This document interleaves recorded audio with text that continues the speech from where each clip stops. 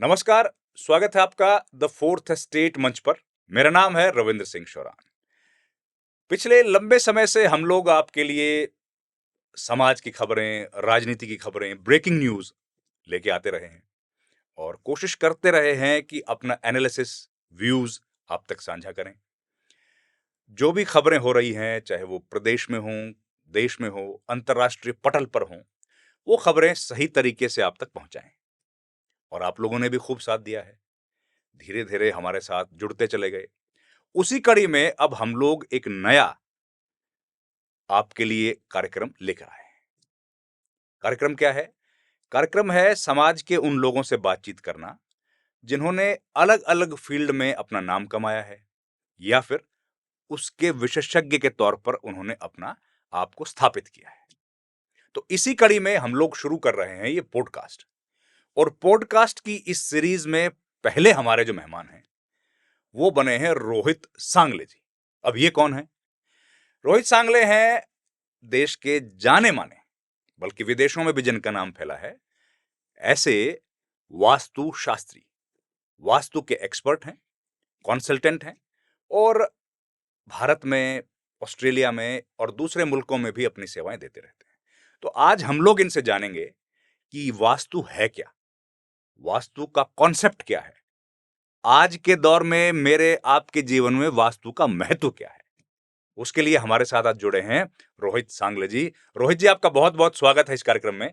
नमस्कार रविंद्र जी, आपका बहुत बहुत धन्यवाद मुझे यहाँ पे इनवाइट करने के लिए और समय देने के लिए। इस महत्वपूर्ण विषय पे हम चर्चा कर सकें और दर्शकों को इसकी अहमियत बता सकें। सबसे पहले तो मैं ये जानना चाहूंगा कि अ, आप अपने बारे में थोड़ा सा दर्शकों को बता दीजिए कि कहाँ फरीदाबाद में आप काम करते रहे, लिखाई पढ़ाई की, फिर चले गए ऑस्ट्रेलिया में सात समंदर पार, और वास्तु आपके जीवन में कैसे आई और अब आप लोगों के जीवन में वास्तु को कैसे लेके जा रहे हैं। जी ज़रूर। तो जैसा कि आपने बताया, जन्म स्थान मेरा फरीदाबाद ही है। यहीं पे पैदा हुए, पढ़ाई करी और उसके बाद मैंने अपनी इंजीनियरिंग करी गुड़गांव से। कुछ समय यहाँ पे नौकरी करी, कुछ देश विदेश के छोटे मोटे ट्रिप्स लगे और उसके बाद फाइनली मेरे को मौका लगा तो मैं मूव हो गया ऑस्ट्रेलिया ऑस्ट्रेलिया। 2008 में। अच्छा। तो आज करीब 18 वर्ष हो गए मेरे को वहाँ पे रहते हुए और अपना छोटा सा परिवार है और वेल सेटल्ड है। तो वास्तुशास्त्र मेरे जीवन में कैसे आया? कुछ साल पहले जब मेरे को अपना घर बनाना था, तो वास्तु को लेके बचपन से मेरे मन में जिज्ञासा थी अच्छा। और इसके साथ-साथ थोड़ी जानकारी भी थी। लेकिन जब अपना घर बनाने की बात आती है, आप सोचते हो कि अब करोड़ों रुपए खर्च होंगे, तो मैंने सोचा एक वास्तु विशेषज्ञ को हायर करते हैं। उस समय मैंने पाया कि मार्केट में इस विषय को लेके लोग इतनी चीटिंग कर रहे हैं, ओ। इतना फ्रॉड चल रहा है अच्छा। और हर कोई अपनी कहानी बताने के लिए लगा हुआ है। राइट। तब मुझे लगा कि इतना इम्पोर्टेंट टॉपिक और हमारे शास्त्रों से जुड़ा हुआ, हमारे अपने हिस्ट्री, हमारी माइथोलॉजी हमारी हमारी जो। हाँ, हमारे इतिहास से और इन सब चीज़ों से जुड़ा हुआ ये जो महत्वपूर्ण टॉपिक है, इसको लेके ये सब चीज़ें नहीं होनी चाहिए। वहाँ मेरे को ट्रिगर हुआ, वहाँ मेरे को एहसास हुआ कि मेरे को इस बारे में कुछ करना चाहिए। तो मैंने खुद प्रोफ़ेशनली इसको अच्छे से पढ़ के, सीख के अच्छा, खुद पढ़ाई की। जी, और वेरी गुड। प्रोफ़ेशनली इसको मैंने लोगों को कंसल्टेशन देना देना शुरू, चालू अच्छा, किया। मैं घर बनाने वाले थे आप ऑस्ट्रेलिया में जी, और वहीं पर आपने रिसर्च किया इसके बारे में या वहां से इंडिया के लोगों से बातचीत की? वहाँ पे भी बात करी और वहां पे। इंडिया में भी बात तो ये करी। वास्तु जो है ये हम लोग तो समझते थे कि हिंदुस्तान का कॉन्सेप्ट है, ऐसा नहीं है क्या? नहीं, देश में कहीं पे भी मकान बनेगा, विश्व में? विश्व में, अच्छा। पूरे विश्व में अगर कहीं पे भी छत डलेगी तो वास्तु आएगा ही आएगा। आप माने या ना माने, ये आपके ऊपर है। तो ये जैसे ऑस्ट्रेलिया के हम लोग समझते हैं, ऑस्ट्रेलिया है या पश्चिम के दूसरे मुल्क हैं, दूसरे यूरोप और जी, अमेरिका, उसमें भी वास्तु का कल्चर है, यानी कि हिंदुस्तान का समाज है उससे बाहर भी वास्तु है? ये आपका बहुत अच्छा प्रश्न है। हिंदू समाज के परे वास्तु है या नहीं, इसका जवाब मैं आपको यूँ देता हूँ कि हर धर्म के लोग वास्तु में विश्वास रखते हैं। अलग अलग नाम से जानते हैं उसको। जी, वाह। तो चाहे उसका नाम वास्तु ना हो, कुछ और हो, लेकिन मानते सब मानते हैं। हैं। और जो नहीं मानते हैं, जैसे उदाहरण के तौर पर आप देखिए, ये चाइनीज़ लोग हैं, हम्म। ये वर्ड यूज़ करते हैं feng shui. Okay. Feng shui असल में क्या है? फेंग शुई का आप ट्रांसलेशन देखोगे तो वो है वाटर एंड एयर, ओ, जिसे हम वातावरण कहते हैं। Right. वात और वरुण, Right. एयर और वाटर, वही फेंग शुई है। आप कहीं गए, आपका वातावरण बदल गया तो फेंग शुई बदल गया। वो फेंग शुई के नाम से करते वास्तु ही है, कंसेप्ट ऑलमोस्ट सेम ही है। तो मुल्क में, मतलब देश विदेश में, Concept है। डिफरेंट डिफरेंट जी जी, धर्म में इसका प्रचलन है, पर अलग अलग नाम अलग से अलग है। तरीके से, बिल्कुल। तो सबसे पहले हम लोग इस बातचीत की जब शुरुआत करेंगे रोहित जी, तो आपसे ये जानना चाहेंगे कि वास्तु क्या है। अब जब मेरे जैसे एक आम आदमी है, या जो लाखों दर्शक आपको देखेंगे, उनके लिए थोड़ा सा बता दीजिए सरल भाषा में कि वास्तु चीज क्या है। भाई, वास्तु क्या टेबल कुर्सी को आगे पीछे रखना, या यहाँ पे पौधा लगा देना, यहाँ पे दरवाजा लगा देना, यही वास्तु है, या वास्तु कोई बहुत बड़ी चीज है? थोड़ा सा सरल भाषा में हमारे दर्शकों को आप जी, बताइए। वास्तुकार का इंग्लिश में मतलब है आर्किटेक्ट। तो वास्तु जो है वो आपका घर का रेजिडेंस का आर्किटेक्चर है, ठीक है। कि कौन सी चीज किस तरह से डिजाइन की जाए कि आपको जो ऊर्जाएं आपके घर में मौजूद हैं वो आपको दुख बीमारियों से बचाएं, बचाएं। और आप जो भी करना चाहते हैं उस चीज में आपकी हेल्प करें। ठीक है। वास्तुशास्त्र जो आप अक्सर एक टर्म सुनते होंगे, उसमें वास्तु वास से बना है, जिसे रेजिडेंस कहते हैं, और शास्त्र हमारे जो किताबें हैं इनसे मिलके वास्तुशास्त्र बना है। रोहित जी, मैं ये जानना चाह रहा था, आप अगर हमारे दर्शकों को थोड़ा सा समझा दें कि जो वास्तु है, वास्तु, उसका हमारे पौराणिक ग्रंथों में क्या जिक्र है, भारत का जो इतिहास है, प्राचीन इतिहास, उसमें क्या जिक्र है, और आज जो आर्किटेक्चर पढ़ते हैं वो दोनों एक हैं या अलग अलग हैं? क्या पुराने वक्त में वास्तु का खूब जिक्र मिलता है हमको इतिहास में? जी बिल्कुल। वास्तु का जिक्र करीब 5000 साल से भी पीछे आप जाएंगे तो भी मिलेगा। वेदों में, पुराणों में, ओके। विश्वकर्मा प्रकाश, हर जगह वास्तु का भरपूर तौर से जिक्र है। राइट। वास्तु को बनाने वाले थे विश्वकर्मा प्रकाश जी, जो माने जाते थे देवताओं के वास्तु सलाहकार। ओके। और इससे जुड़ी हुई बहुत सी ऐतिहासिक कहानियां हैं। रावण की सोने की लंका नगरी वास्तु के हिसाब से बनाई गई थी। अ, दिल्ली में कौरवों का और पांडवों के लिए जो महल था वो वास्तु के हिसाब से बनाया गया था, इंद्रप्रस्थ में। इंद्रप्रस्थ। हाँ जी। ओके। तो आज की तारीख में जो, हस्तिनापुर, इंद्रप्रस्थ, ये सारे महल हाँ जी बने थे उस जमाने में वास्तुशास्त्र को देख के। बिल्कुल। ओके। तो आज की डेट में अगर आप आर्किटेक्चर की बात करेंगे तो उसमें एक टर्म आती है क्लाइमेटोलॉजी। अच्छा जी। उसमें थोड़ा बहुत वास्तु का प्रयोग देखा जाता है, और उसमें ये चीज़ें एडवाइस करी जाती हैं कि आपकी कौन सी फेसिंग होनी चाहिए, घर में किस हिसाब से आपको बनाना चाहिए। थोड़ा उसमें रेफरेंस है, लेकिन बहुत ज़्यादा नहीं। तो जो हमारा ऐतिहासिक वास्तु है वो बना है देवताओं की ऊर्जा के हिसाब से, और जो आर्किटेक्चर है आज का वो पढ़ाते हैं घर की स्टेबिलिटी और बैलेंसिंग के लिए, स्ट्रक्चरल बैलेंसिंग के लिए। तो ये साइंस वास्तु थोड़ी सी हटकर है और थोड़ी सी एनर्जी के लेवल पे है। तो रोहित जी, अब तो हमने ये भी सुना, बल्कि प्रधानमंत्री ने भी कहा, और कई नेताओं ने भी ये बात कही है कि वास्तु का उपयोग किया गया भारत की संसद को बनाने में। नई बिल्डिंग है, आप जानते हैं कि 2-4 साल से बनी है, बल्कि 2 बरस से ही बैठना शुरू हुआ उसमें, और उसमें भी उपयोग किया गया। प्रधानमंत्री ने सेंगोल भी उसमें रखा। तो वास्तु का महत्व केवल व्यक्ति घरों के लिए नहीं, बल्कि मुल्कों के लिए भी है। जी बिल्कुल है। देखिए, कोई भी अहम फैसला जो देश के लिए लिया जाता है, मैं समझता हूँ कि वो उसी भवन में बैठ के लिया जाता है। तो अगर वहाँ का वास्तु ठीक होगा, जैसा कि मैंने पहले बताया, कहीं भी छत डलेगी तो वास्तु का वास्तु है प्रयोग, उसमें। वास्तु आएगा ही आएगा। अगर वहाँ पे पॉजिटिविटी होगी, नकारात्मक ऊर्जा नहीं होंगी, तो देश की तरक्की के लिए वो अनिवार्य भी है और बेहतरीन भी है। बहुत बढ़िया। इसी के साथ साथ आप यहाँ की, भारत की बात करते हैं, हमने ये भी सुना है, बल्कि इसके ऊपर एक किताब भी है जो बताती है कि व्हाइट हाउस की जो पहली ब्रिक रखी गई थी वो भी कुछ सर्टेन टाइम और कुछ सर्टेन, समय देख के रखी गई। हाँ, कुछ प्रोसीजर देख के रखी गई थी। इसी के साथ साथ एक और बड़ी दिलचस्प आपको बात बताता हूँ। मैंने ऑस्ट्रेलिया का पार्लियामेंट भी विजिट करा है, वहाँ पे जाना इजी है। कैनबरा। हाँ जी, कैनबरा, बिल्कुल। तो उसके नॉर्थ ईस्ट में आपको वाटर मिलेगा, जो हम वास्तु में रिकमेंड करते हैं, हम्म, पॉजिटिव एंट्रेंस मिलेगी और उसका ब्रह्म स्थान उठा हुआ मिलेगा जो सेंटर ऑफ द बिल्डिंग होती है। ये सारी चीजें वास्तु में रिकमेंडेड है और ये हमें वहां देखने को मिलती बिल्कुल, बड़ी अच्छी है। बात मैं कही नहीं आपने। कहता कि उन्होंने वास्तु अपना के बनाया है, पर ये नहीं चीजें नहीं, आपकी देखने बात को सही है मिलती हैं। रोहित जी। देखिए ना, वास्तु का मतलब केवल शब्दों के हिसाब से वास्तु हम लोग नहीं कह रहे हैं। वास्तु का मतलब जैसे आपने फेंग शुई शब्द का प्रयोग किया, जी वो लोग अपने हिसाब से करते हैं। तो हर हर प्रदेश की, मुल्क की अपनी कल्चर तो है ही, जी सभ्यता संस्कृति तो है ही। तो हो सकता है वो किसी और तरीके से उसका उपयोग करते हों, जी वो उसको साइंस समझ के करते हों, या और कुछ और तरीके से करते हों। बिल्कुल, और मैं ये भी मानता हूँ कई बार जाने अनजाने में भी चीज अगर वास्तु के हिसाब से अच्छी बन गई तो उसके रिजल्ट्स ऑटोमेटिकली अच्छे आने लग जाते हैं। बिल्कुल बिल्कुल। अच्छा, अब एक और बताइए दर्शकों को सुविधा के लिए, ये वास्तु जो है, इसको हम लोग अगर और डिटेलिंग में समझें तो ये वास्तु धर्म है कि विज्ञान? बहुत अच्छा सवाल है। मैं इसे प्योरली विज्ञान बोलूंगा, और वो मैं इसलिए बोलूंगा क्योंकि ये सिर्फ हिंदू धर्म से नहीं जुड़ा है।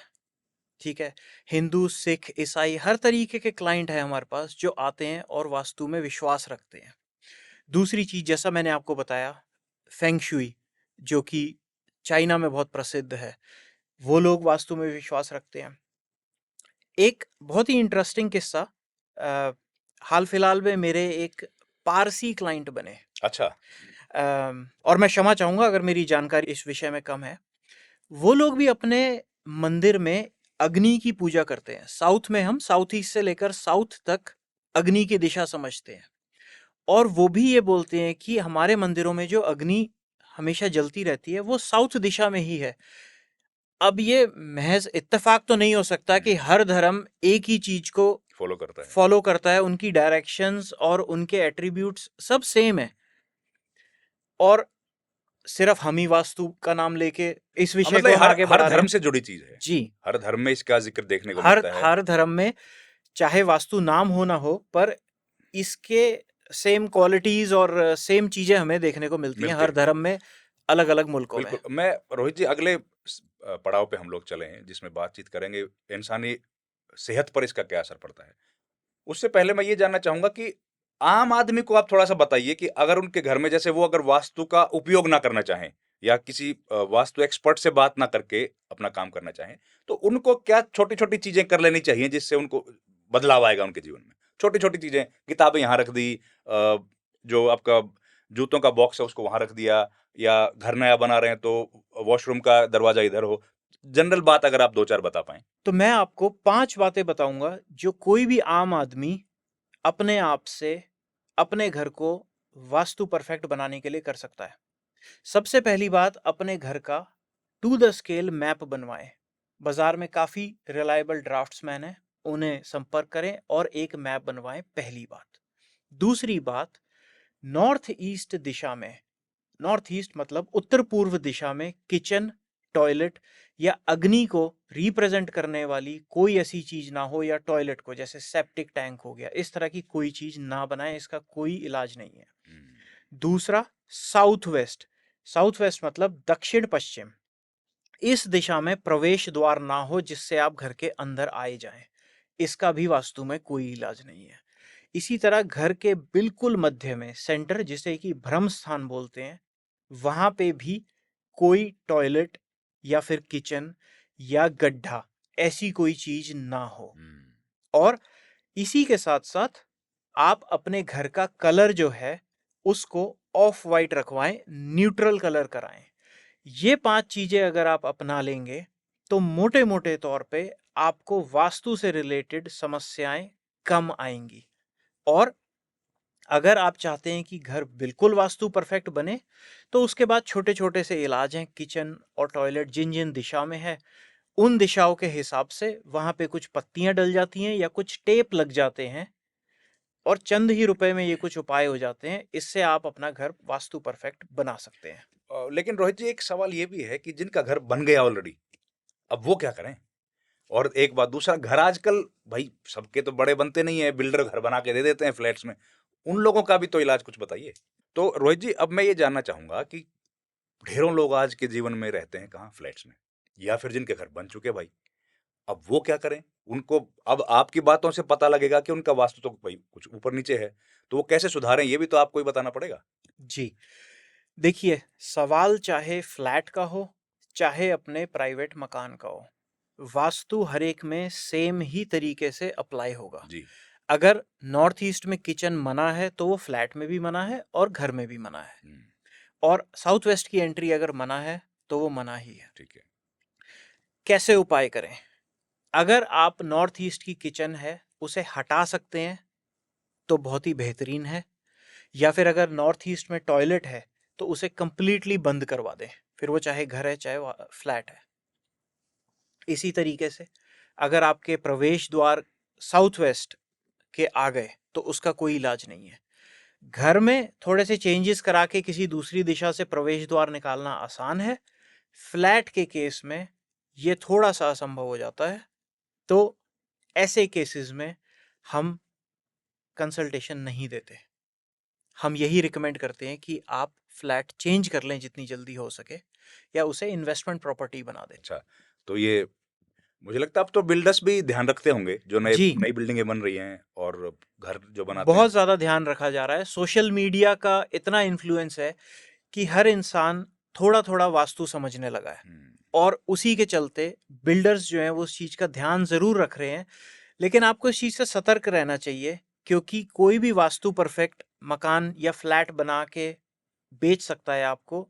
आपको अपनी जानकारी होना, अपनी ड्यू डिलिजेंस करना ज़रूरी है। राइट। नक्शा बनवाएँ, किसी के कहे पे ना जाएँ, सावधानी बरतें। अगर उसमें ये 4-5 चीज़ें ना हों, तो ही बेहतरीन है, वरना आप मार्केट में और कोई दूसरा मकान या फ्लैट ज़रूर देखें। ज़रूर देख लें। अब हम लोग बात करते हैं हेल्थ पर। अगर घर का वास्तु गड़बड़ है, इंटीरियर, एक बार आपने जो बिल्डिंग बनाई, गेट इधर से, वॉशरूम वहाँ ना हो, वो तो बन गया। क्या घर के भीतर भी कुछ होता है? यानी कि यहाँ पर ये पौधे रखे हों, यहाँ पर किताबें रखी हों, ये यहाँ ना रख के वहाँ रख दी जाएँ, ऐसा भी कुछ चेंज कर सकते हैं या उसका भी नकारात्मक असर सेहत पर पड़ सकता है? जी, बिल्कुल। हर दिशा का एक एट्रिब्यूट है। अगर उसके विपरीत उसमें कोई भी ऑब्जेक्ट आएगा या फिर कोई भी एक्टिविटी होगी, मतलब कि कोई सामान आ गया या फिर कोई कार्य किया, अगर वो उसके विपरीत है, तो आपको वो नकारात्मक प्रभाव देगा ही देगा। जिस प्रकार से नॉर्थ ईस्ट आपके जल को रिप्रेजेंट करती है। इसमें अगर किचन आएगी जो अग्नि है, तो जल और अग्नि एक दूसरे के दुश्मन है। अगर वो आएगी तो आपको प्रॉब्लम देगी ही देगी। इसी तरीके से जैसे आपने पौधों का प्रश्न उठाया, अगर घर के सिर्फ वेस्ट में या साउथ वेस्ट में पौधे रखे जाएंगे, तो वो दिशा है आपके रिलेशनशिप्स की। जी। तो वो आपके रिलेशनशिप्स पे प्रभाव डालेगी ही डालेगी। और ऐसे हमने कई हजार केसेस देखे हैं, जिसमें कि ये छोटे मोटे ऑब्जेक्ट्स यहाँ से वहाँ रखने से या बेड की पोजीशन चेंज करने से रिश्तों में सुधार, सेहत में सुधार और आपको अपॉर्चुनिटीज मिलने में तुरंत फर्क दिखने लगता है। नहीं, नहीं, नहीं, नहीं, ये बात तो थोड़ा-सा एक्सप्लेन कीजिए सर, रिश्ते तो खराब होते जा रहे हैं आज। ये कैसे सुधरेंगे? रिश्ते अगर वास्तु से कैसे सुधर सकते हैं? आज हम लोग देख रहे हैं परिवारों में तो भाई-बहन के रिश्ते हों या भाई-भाई के रिश्ते हों या मियाँ-बीवी के रिश्ते, उनमें तो गड़बड़ चल रही है और बढ़ती जा रही है। इससे कैसे सुधार सकते हैं? हाँ जी, रिश्तों के लिए जो हमारी वास्तु में एक दिशा है, वो है दक्षिण पश्चिम, साउथ वेस्ट। अगर यहाँ पे कोई अग्नि तत्व प्रेजेंट होगा, अग्नि तत्व का ये मतलब नहीं कि सिर्फ बर्नर, अग्नि तत्व में आपका लाल रंग भी आ जाता है, या फिर पेड़ पौधे मौजूद होंगे हुँ।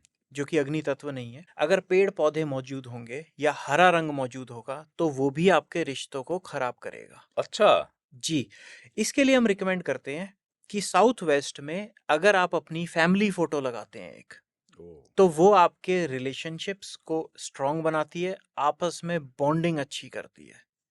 इसी के साथ साथ थोड़ा सा कलर्स का ध्यान रखें। हेड ऑफ द फैमिली अगर साउथ वेस्ट में अपना बेडरूम बनाता है, तो एक घर में बैलेंस बना रहता है और फैमिली में रिलेशनशिप्स की प्रॉब्लम नहीं आती। और संबंधों पर इसका पॉज़िटिव और नेगेटिव असर होता है, ये तो आप मानते हैं। बिल्कुल होता है, और हमने लाइव केसेस में देखा है कि इस तरह के ऑब्जेक्ट्स, कलर और एक्टिविटीज प्रेजेंट होने से संबंधों पे सीधा सीधा असर नहीं, पड़ता है। थोड़ा-सा एग्ज़ाम्पल दीजिए दर्शकों को अगर दे पाएँ? जी, एक हमारे मित्र हैं हुँ, हुँ। और हमारे वेस्टर्न यूपी से एक मित्र है। जी। उनके घर में उनके और उनके पिताजी के बीच में रिलेशनशिप की प्रॉब्लम, राइट। और प्रॉब्लम भी ऐसी कि जिस तरह एक गांव देहात का माहौल होता है कि पिताजी के लिए सम्मान होता है, उनसे कभी आप आंख उठा के बात नहीं करते हो, राइट। और एक डर का माहौल बना रहता है, वैसा उनके घर में माहौल। उनको हमने सजेस्ट किया कि अपने और अपने पिताजी की एक फोटो साउथ वेस्ट में लगाएं। अच्छा। ठीक है, रातों रात कुछ नहीं बदलता, लेकिन 3 महीने बाद मैं उनसे मिला, अच्छे मित्र भी हैं मेरे, उनसे मिला, और वो बोलते हैं कि ये वास्तु का असर तो आया है घर में, क्योंकि मैं अपने पिताजी के साथ बाहर जाना और खुल के बात करना चालू हो गया। हम लोग जाके अब रेस्टोरेंट में मील एंजॉय करते हैं, जो कि अच्छा। पॉसिबल ही नहीं था एक गांव देहात में रहते हुए, एक वो माहौल होना कि बाप बेटा जा रहे हैं बाहर खाना पीना खाने, एंजॉय करने। तो ये सिर्फ एक उदाहरण है, इस तरह के बहुत से उदाहरण हैं जहाँ पे हस्बैंड वाइफ में, अ, बच्चों में, और माता पिता में, घर के बड़े बूढ़ों में आपस में एक रिलेशनशिप्स को लेके सकारात्मक ऊर्जा देखी गई। हाँ। आजकल रोहित जी बड़ा फास्ट जीवन हो गया है ना, समय रहा नहीं। 2-2 घंटे तो लोगों को ड्राइविंग में लग जाते हैं सड़क पे ही, और फिर जाके ऑफिस में काम है, काम भी 10-10, 12-12, 15 घंटे, घर जाके फिर काम है। तो ऐसे में कुछ ऐसा भी वास्तु है जो उनको सुकून दे? हाई जो उनका लाइफ है, लगातार काम, भागम भाग, कहाँ अपने लिए तो समय रहता नहीं है। हाई बीपी हो जाता है उनको, फिर शुगर हो जाता है, समझ ही नहीं पाते। तो उस पर भी कोई असर पड़ सकता है वास्तु का, अगर वो लोग घर में ठीक रखेंगे? या कोई स्पेसिफिक प्रोफेशंस है, जैसे पुलिस का काम है, बड़ा हाई प्रेशर का काम है, जर्नलिस्ट का है, वकीलों का, ऑक्यूपेशन के हिसाब से भी वास्तु का असर रहता है क्या? जी, 100% रहता है ऑक्यूपेशन के हिसाब से असर। हम्म, जैसा मैंने आपको बताया, वास्तु में हर एक दिशा का एक गुण धर्म है। तो आपने सबसे पहले बीपी की बात करी। जी। हमारे फरीदाबाद के ही एक क्लाइंट हैं, उन्होंने अपना नया घर बनाया, और बहुत शिद्दत से बनाया। उन्हें मैंने बनाते टाइम ही नक्शे में रिकमेंड किया था कि आप अपनी किचन साउथ ईस्ट में रखना, किचन मतलब बर्नर। और उन्होंने साउथ ईस्ट में रख के उसके थोड़ा सा लेफ्ट में ईस्ट साउथ ईस्ट में रखी, और घर में आज रहते हुए 4 महीने हुए हैं, और वो बीपी और शुगर दोनों चीजों की कंप्लेंट कर रहे हैं। ओह। तो ईस्ट साउथ ईस्ट एक दिशा है हमारी, जिससे हम बीपी और शुगर जैसी बीमारियों को देखते हैं। वहां पे अगर अग्नि तत्व आ गया तो वो आपको इस तरह की प्रॉब्लम देता ही देता है। और मैं ये नहीं कहता कि सिर्फ इन्हीं चीज़ों से होती है, आपका लाइफस्टाइल बहुत ज़रूरी है। आप क्या खान पान ले रहे हैं, एक्सरसाइज कर रहे हैं, नहीं कर रहे हैं, हमेशा आप जॉब इस तरीके का है जैसे पुलिस वाले आपने बताया, हाई प्रेशर जॉब, अगर हमेशा आप तनाव में रहेंगे तो इस तरह की चीज़ें तो आएंगी ही आएंगी लाइफ में। लेकिन वास्तु ठीक होने से काफ़ी हद तक इन चीज़ों में आपको सपोर्ट मिलता है, और ये बीमारियां कुछ हद तक बचाई जा सकती हैं। सुकून तो रहता है इससे। जी, जैसे वास्तु में दिशा है वेस्ट नॉर्थ वेस्ट, ये दिशा रिप्रेजेंट करती है डिप्रेशन। आजकल आपने देखा होगा लोगों में डिप्रेशन की बहुत प्रॉब्लम है, जो कि पहले नहीं होती थी। हम्म। तो जिस हिसाब से लोगों के छोटे छोटे बेडरूम बन गए हैं, फ्लैट में शिफ्ट हो गए हैं, वहाँ पे अगर लोग सो रहे हैं वेस्ट नॉर्थ वेस्ट में, तो वो डिप्रेशन का शिकार ज़्यादातर केसेस में होंगे ही होंगे। तो उसका भी समाधान तो कुछ बताइए। उसका समाधान सिर्फ इतना ही है कि आप अपने बेड को थोड़ा सा लेफ्ट या राइट शिफ्ट कर दीजिए। अगेन, मैं आपको हमेशा रिकमेंड करूंगा कि एक नक्शा बनवाइए, डायरेक्शन समझिए। अगर आपका सिर उधर आ रहा है, आपका बेड उधर आ रहा है, तो उसे मूव कर दीजिए या कमरा चेंज कीजिए। और मैं कहता हूं कि मेरे कहे पे मत जाइए, आप खुद करके देखिए आपको असर मिलता है या नहीं मिलता, फिर इस विज्ञान में भरोसा कीजिए। नहीं, ये बात थोड़ा सा और बता दीजिए, एक्सप्लेन कर दीजिए, पता लगे हम लोग जो बातें कर रहे हैं लोगों को लगे कि यार ये तो अंधविश्वास फैला रहे हैं। ये तो साइंस है ना, आपने बोला। जी, देखिए, अंधविश्वास कहाँ से पैदा होता है? अंधविश्वास तभी होता है जब नॉलेज की कमी होती है। बिल्कुल। और मैं हमेशा अपने क्लाइंट से कहता हूँ कि मेरे कहे पे मत जाओ, जो मैं कह रहा हूँ उसे सुनो, क्वेश्चन करो, समझो, उसके पीछे के लॉजिक पूछो मेरे से, और पूरी एक्सप्लेनेशन देने के बाद ही मैं उनको कोई रेमेडी या सॉल्यूशन देता हूँ कि आपके लाइफ में ये बेडरूम या टॉयलेट यहाँ मौजूद होने की वजह से ये समस्याएं आ रही होंगी, और इन समस्याओं का निवारण यही है कि या तो आप अपना बेड शिफ्ट कर लो, या फिर इस टॉयलेट को ट्रीट कर लो, या किचन का बर्नर यहाँ से उठा बिल्कुल के बिल्कुल, थोड़ा जो एक लेफ्ट राइट कर, रिकमेंडेड डायरेक्शन है वहां पे मूव कर राइट। लो। पर अब मुझे ये लग रहा है रोहित जी कि हम लोग डर का माहौल बना रहे हैं दर्शकों के मन में। ऐसा है क्या कि हम लोग अपना दुकानदारी चलाने के लिए डर का माहौल बना रहे हैं कि भैया यार वास्तु की जरूरत बहुत है, अगर वो नहीं होगा तो ये नुकसान हो जाएगा, ऐसा लग सकता है दर्शक को। जी ऐसा होता है क्या? क्योंकि मार्केट में तो ये सब चीजें होती हैं। बिल्कुल। मोस्ट कंसल्टेंट जो यहाँ बैठे हैं, या ज्योतिष, या जो भी इन ऑकल्ट साइंसेज में है, ये लोग डर का माहौल ही बना रहे हैं, क्योंकि अगर लोग डरेंगे नहीं तो उनको कंसल्टेशन मिलेगी नहीं।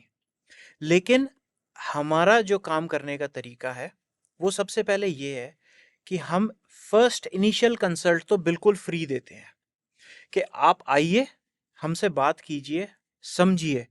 हमने जिन लोगों का वास्तु किया है उनका रेफरेंस चाहिए तो वो लीजिए, हमारे टेस्टिमोनियल्स देखिए। अगर आपको यकीन आता है इस चीज पे कि हाँ ये वास्तु विज्ञान सही में एग्जिस्ट करता है और ये सकारात्मक प्रभाव देगा, तो ही आप हमारे से जुड़िए और फिर हम आगे बात करेंगे। राइट।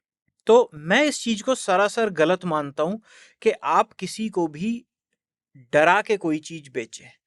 डराना है तो ऐसी चीजों के लिए डराइए, सिगरेट के पैकेट पे वो फोटो बनाइए कि ये पीने से आपकी ऐसी दशा हो हानिकारक है जाएगी, उस जी। चीज में डराइए।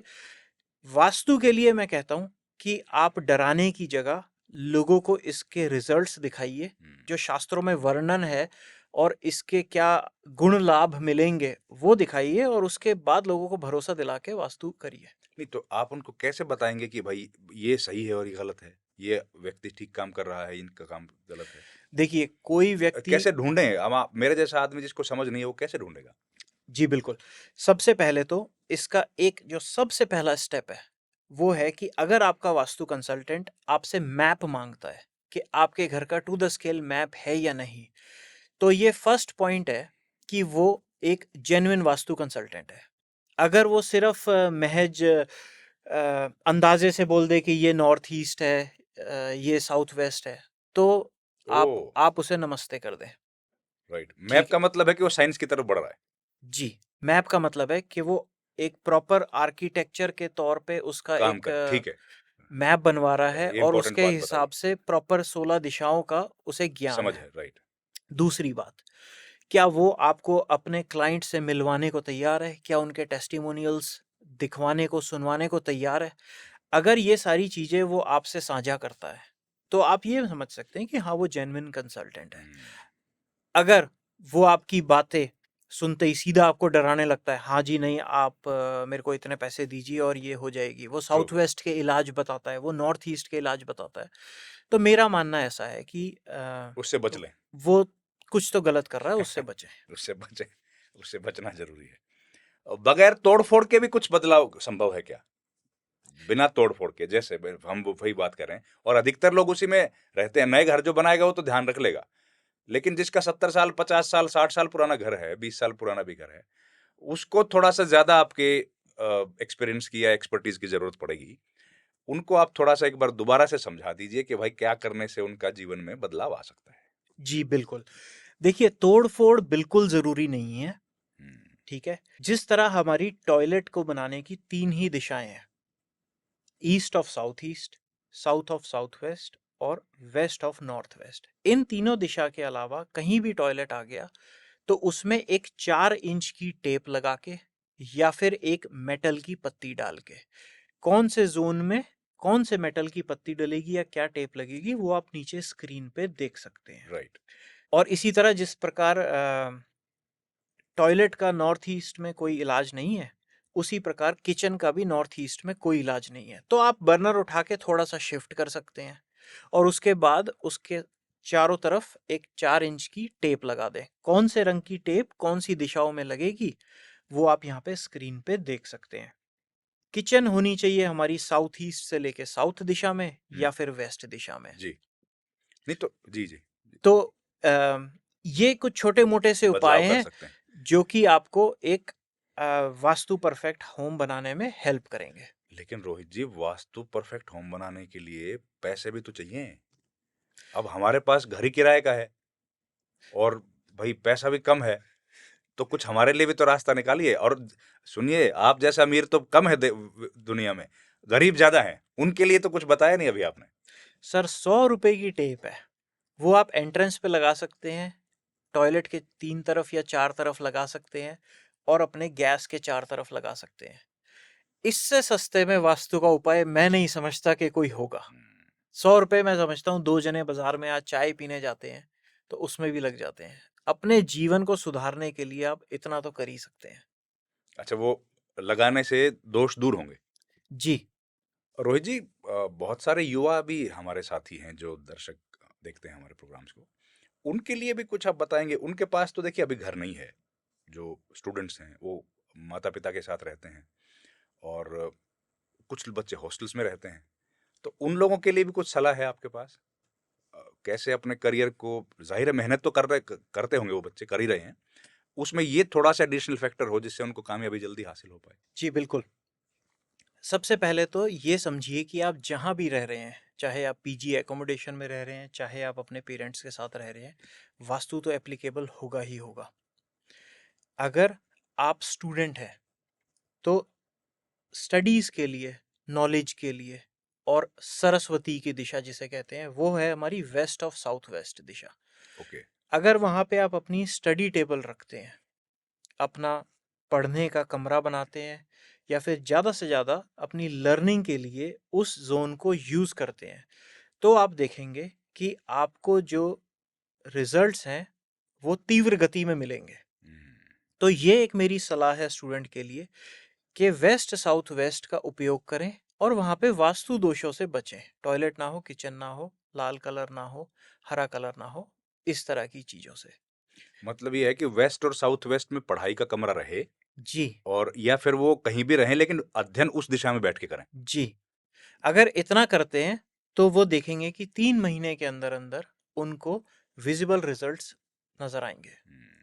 तो वो कहीं पे भी घर में किसी भी तरह से बना हो, लेकिन वेस्ट और साउथ वेस्ट की दिशा का ध्यान रखें जी पढ़ने के लिए, तो उनको बिल्कुल। करियर में बेनिफिट मिलेगा उसका। ये स्टडीज के लिए है। हाँ, करियर के लिए अगर ये आप, पढ़ाई के लिए है जी। जी ये पढ़ाई के लिए था। करियर के लिए आप डिपेंड करता है कि आपका करियर किस फील्ड में है।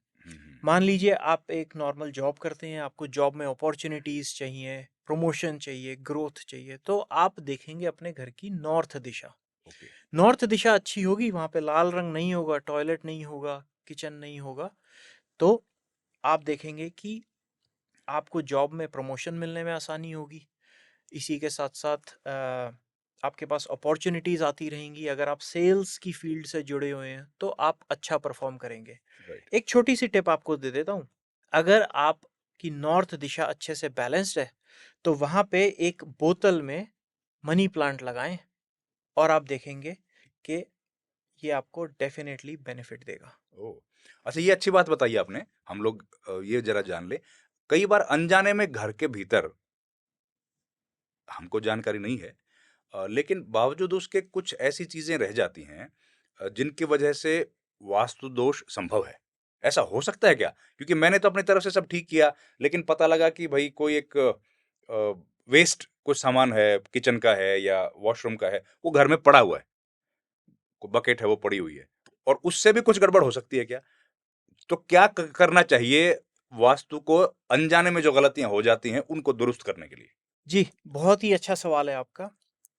आपने एक वास्तु परफेक्ट होम भी डिज़ाइन कर लिया, ठीक है, आप रहने लगे उसमें, लेकिन आप फिर भी देखेंगे कि जीवन में कुछ प्रॉब्लम्स आ रही हैं। क्यों? कुछ ऐसी गलतियां हैं जो हम अनजाने में करते हैं। जी। जैसे कि घर में क्लटर इकट्ठा होना। कोई चीज़ है 2 साल से यूज़ ही नहीं हो रही है, फ़ोन की चार्जिंग केबल्स हैं, या बच्चों की कुछ कॉपी हैं जिनमें लास्ट के 2 पेज बचे हैं, आप सोचते हैं कि चलो कभी यूज़ आ जाएंगी, या फिर पुराने कपड़े हैं जो इकट्ठे हुए जा रहे हैं कि कभी पहने जाएंगे, 2-2 साल से पहने नहीं है। तो उसके लिए मैं रिकमेंड करूँगा कि रेगुलरली अपने घर का ध्यान रखें। जो चीज़ें नहीं यूज़ हो रही हैं उनको डिस्कार्ड करें, उनको चाहे आप डोनेट कर दें। और एक बहुत कॉमन मिस्टेक है आजकल, मैं देखता हूँ कि घर में फीचर ऐड करने के लिए लोग एक्वेरियम लगा लेते हैं। जी। तो एक्वेरियम एक ऐसी चीज़ है कि आप, मछली बिलोंग करती है, फिश बिलोंग करती है एक बहुत बड़े एनवायरनमेंट को। आप उसे लाके उसकी ग्रोथ बिल्कुल एक एक्वेरियम के अंदर सीमित कर देते हैं, या फिर आप एक पंछी या तोता लाते हैं जिसे आप पिंजरे में रखते हैं, या फिर एक ऐसे बोनसाई प्लांट्स लगाते हैं जिनकी आप ग्रोथ रोकते हैं, तो ये भी वास्तु में दोष पैदा करता है। इन चीज़ों से भी बचें, क्योंकि आप जिसकी ग्रोथ रोकेंगे तो उसका कहीं ना कहीं आपको भी इफेक्ट पलट के आएगा ही आएगा। अच्छा, ये तो बड़ी इंपॉर्टेंट बात है आपने बताई। जी ये भी अगर कोई घर में पेट्स रखते हैं, कई सारे लोग, डॉग्स हैं किसी के पास, कैट्स भी हैं, और गांव देहात में तो भाई गाय भैंसे रखते हैं लोग, तो उसका भी कुछ वास्तु का है, उसके साथ भी कनेक्शन, उनको भी ध्यान रखने की जरूरत है। उसका वास्तु के साथ ये कनेक्शन है कि आपको देखना है कि आपके पेट्स का पर्पस क्या है। ठीक है, जैसे हमारे वास्तु में नॉर्थ वेस्ट दिशा मानी जाती है सपोर्ट के लिए। आपके घर में गार्ड डॉग्स हैं, वो आपको सपोर्ट कर रहे हैं, आप उनका कमरा वहां बना दीजिए। सिमिलरली जो गाय भैंसे रखने का कल्चर है, खासकर जो हमारी देशी गाय है, उसमें उसके गोबर में एक बहुत सकारात्मक ऊर्जा है। वास्तु की रेमेडी के तौर पे भी गौशाला की मिट्टी यूज की जाती है घर की पॉजिटिविटी बढ़ाने के लिए, जी। या फिर किसी जमीन की पॉजिटिविटी बढ़ाने के लिए। तो अगर आप उन गऊ को घर में रखते हैं, पशुओं को घर में रखते हैं, तो उससे वास्तु में कोई फर्क नहीं पड़ेगा, बल्कि आप देखेंगे कि घर की ऊर्जा पॉजिटिविटी आएगी, घर की ऊर्जा बढ़ी हुई मिलेगी आपको। और डॉग्स के लिए? डॉग्स के लिए जैसा मैंने कहा, अगर आप नॉर्थ वेस्ट में रखते हैं, उनका कमरा बनाते हैं गार्ड डॉग्स के लिए, तो वो अगर आप अपना रिक्रिएशन के लिए आपने डॉग्स रखे हुए हैं, तो आप उन्हें ईस्ट नॉर्थ ईस्ट दिशा में रखें, क्योंकि वो रिप्रेजेंट करती है फन को और रेजुविनेशन को। तो वहाँ पे आप रखें, और आप देखेंगे कि उससे आपको हेल्प ही मिलेगी, और वास्तु में वो पॉजिटिविटी ऐड करेंगे, नेगेटिविटी नहीं। और ये तोते को अगर पिंजरे में बंद रखेंगे तो नुकसान है, गलत है वो? तोते को पिंजरे में, किसी भी जानवर को पिंजरे में बंद रखना, मैं समझता हूँ वो तो कि वैसे भी बुरा है, लेकिन वास्तु में भी बुरा है। वास्तु में भी बुरा है, उसको गलत मानते हैं। जी। बहुत ही, ये बड़ी इंपॉर्टेंट बात आप बता रहे हैं। तो कुछ अगर व्यक्तिगत अनुभव, हम लोग लास्ट सेगमेंट की तरफ बढ़ रहे हैं रोहित जी, आपके कुछ अनुभव जो आप साझे करना चाहें, आपके अपने क्लाइंट्स के, या आपके, क्योंकि आपके तो दोस्त बहुत आर्किटेक्ट या वास्तुशास्त्री हैं, उनके कोई अनुभव हों, किसी नेता से जुड़े हों, किसी सेलिब्रिटी से जुड़े हों, किसी फिल्म स्टार से जुड़े हों, तो आप बताइए। मुझे लगता है वो बड़ा दर्शकों को जरूरी है। जी, मैं आपको दो बातें बताता हूँ, एक व्यक्तिगत अनुभव, और इस चीज ने मेरे को वास्तु को प्रोफेशनली करने के लिए बहुत ज़्यादा प्रोत्साहित किया। जब मैं नया नया इस फील्ड में प्रोफेशनली आया, तो हमारे को एक क्लाइंट मिले, फरीदाबाद से ही हैं, और उन्होंने बोला कि उनके पिताजी को कैंसर डायग्नोज हुआ है। वास्तु में कुछ चीज़ें इंट्यूटिवली भी जानी जा सकती है, तो उनके घर का नक्शा देखे बिना हमने ये अंदाज़ा लगाया कि इनके घर के नॉर्थ ईस्ट में किचन होगा, और उनसे पूछने पे कंफर्म किया, और वहीं निकला। तो इससे सबसे पहले तो मेरे को ये स्पष्ट हुआ कि हाँ, वास्तु में ये जो क्लेम किए जाते हैं ये कुछ हद तक सही है। हमने उन्हें सुझाव दिया कि आप सबसे पहले तो तुरंत प्रभाव से ये हटवाएं, और वो काफ़ी कोऑपरेटिव थे। उन्होंने काफ़ी घर में कुछ रेनोवेशंस कराई, किचन को दूसरी दिशा में शिफ्ट किया, साउथ ईस्ट में लेके गए, और इसी के साथ साथ अपने पिताजी का इलाज जारी रखा। हम वास्तु में ये कभी नहीं कहेंगे कि सिर्फ वास्तु करने से ठीक हो जाएगा। जिस तरह दवाओं के साथ दुआओं की जरूरत है, इसी तरह हम कहते हैं वास्तु ठीक, वास्तु आप अपने घर का ठीक रखें, बाकी भरोसा रखें हमारे मेडिकल सिस्टम पे। किचन ठीक कराई वास्तु के हिसाब से, और अपने पिताजी का ट्रीटमेंट कराया, और 2 महीने के बाद उन्होंने बोला कि डॉक्टर ने इन्हें कैंसर फ्री घोषित कर दिया है, पर इन्हें रेगुलर चेकअप्स कराते रहने पड़ेंगे। तो इससे हमारे को ये आश्वासन मिला कि हाँ, ये विद्या सही में काम करती है, और हमारे को दिल को तसल्ली भी मिली, और आज वो क्लाइंट भी बहुत खुश है। दूसरी बात मैं आपको बताता हूँ, राजनेता और इन सब लोगों से जुड़ी हुई। वास्तु एक ऐसी विद्या है, चाहे लोग पर्दे पे माने या ना माने, लेकिन सरपंच से लेके मंत्री तक, अच्छा, सब कराते हैं? हाँ जी, और संतरी से लेके सुप्रीम कोर्ट के लॉयर तक। कुछ तो पर्सनल मैं लोगों को जानता हूँ जो घर में एक तस्वीर भी किसी वास्तु विशेषज्ञ को पूछ के ही रखवाते हैं, और उनका देश में अच्छा खासा नाम है। यहाँ पे लेना ठीक नहीं होगा, पर अच्छा खासा उनका देश में नाम है, और वो वास्तु के एक बहुत ही बड़े बिलीवर है। तो हर लोग अपनाते हैं। मैं कहता हूँ कि आज की युवा के लिए आप भी इस पे रिसर्च करें, अंधविश्वास में ना जाएं, खुद से पढ़ें, समझें, जानें, अपनाएं, रिजल्ट्स देखें और उसके बाद अपने जीवन में इस चीज का लाभ उठाएं। तो रोहित जी, आजकल हम लोग देखते हैं कि बहुत सारे एड्स भी आते हैं और कई लोगों की शिकायतें भी होती हैं कि लोग उनको वास्तु के नाम पे कुछ भी बेच के चले गए। तो उसमें क्या ध्यान रखने की जरूरत आम आदमी को है? जी, सबसे पहले तो मैं ये बताना चाहूँगा कि वास्तु में, जैसे मैंने आपको बताया, कुछ टेप्स और कुछ पत्तियों को यूज़ करके वास्तु के ट्रीटमेंट किए जा सकते हैं। उतना मोर देन इनफ है एक बेसिक वास्तु के लिए। आप देखेंगे कि सस्ता वास्तु कंसल्टेंट ढूंढने के चक्कर में लोग फंस जाते हैं कि 1100 रुपये में वास्तु हो गया, 2100 रुपये में वास्तु हो गया। वो कंसल्टेंट तो आ जाएगा, बाद में आपको यंत्र के नाम पे, पिरामिड के नाम पे 11,000 रुपये के पिरामिड, 25,000 रुपये के पिरामिड बेच के चला जाएगा। कुछ लोग तो घर बनवाने के समय नींव में खोद के ब्रह्म स्थान में पिरामिड डलवाते हैं। ये चीज सबसे ज्यादा गलत है। इस चीज से जरूर बचें। घर में खुदाई के समय, नींव डलते समय ब्रह्म स्थान में कुछ डलवाने की जरूरत नहीं है। नींव अपना वास्तु के हिसाब से रखें, उसकी कुछ प्रोसेस होते हैं और जो पंडित आपकी पूजा करवाते हैं वो करें। कुछ पेंटिंग्स वगैरह लोग बेचते हैं। पेंटिंग्स को डायरेक्शन के एट्रीब्यूट्स के हिसाब से समझें। जैसे नॉर्थ दिशा जल की है, वहाँ पे जल की पेंटिंग लगाएं, लाभ होगा। ईस्ट दिशा एयर एलिमेंट है जो आपके पेड़ पौधे रिप्रेजेंट करता है, वो कनेक्शंस के लिए अच्छी है, पॉलिटिशियंस के लिए अच्छी है वो दिशा, वो वहाँ पे उस तरह की पेंटिंग लगाएं। अग्निकोण, जहाँ पे गैस होनी चाहिए, वहाँ पे कोई अग्नि को रिप्रेजेंट करती हुई पेंटिंग। वेस्ट में ऊंची ऊंची बिल्डिंग्स की कोई पेंटिंग, ऊंचे ऊंचे पहाड़ हों तो वो लगाएं।